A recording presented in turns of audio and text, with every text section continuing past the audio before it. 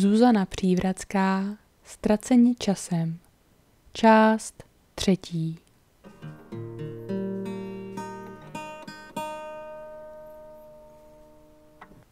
Z peronu vyhlížela vlak.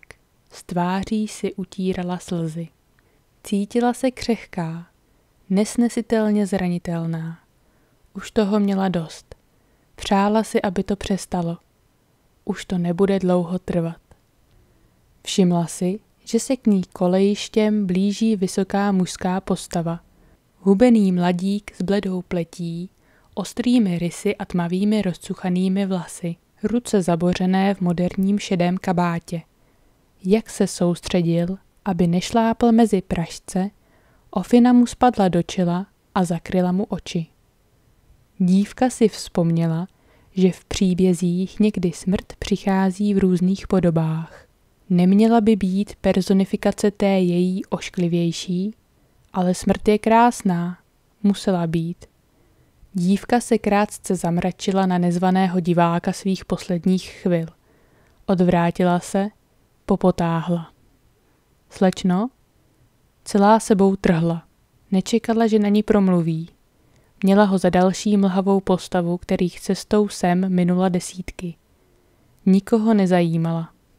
Slečno, jste v pořádku? Ptal se zdvořile a mhouřil oči. Jeden ze světlometů tyčících se nad 2 kilometry vzdáleným depem ho mírně oslňoval. Mladík stál opodál uprostřed kolejí čelem k ní. V obličeji nakloněném na stranu zkoumavý, lehce ustaraný výraz. Opravdu se o ní strachoval? I kdyby jí chtěl ublížit, co na tom záleželo? V pořádku?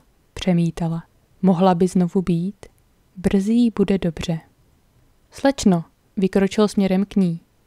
Já bezděky couvla a jemným posunkem jej přiměla, aby se víc nepřibližoval. Nevím, přiznala. Měřila si mladého muže pohledem a rozpačitě si mnula loket. Nepočítala s tím, že by ji tu mohl někdo vyrušit.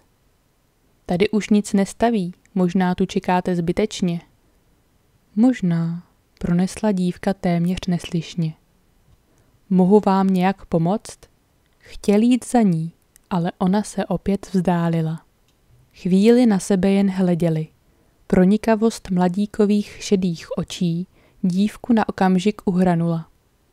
Mám odejít? Zeptal se. Téměř neznatelně zakroutila hlavou. Proč vlastně? Pořád jí připadal jako přízrak.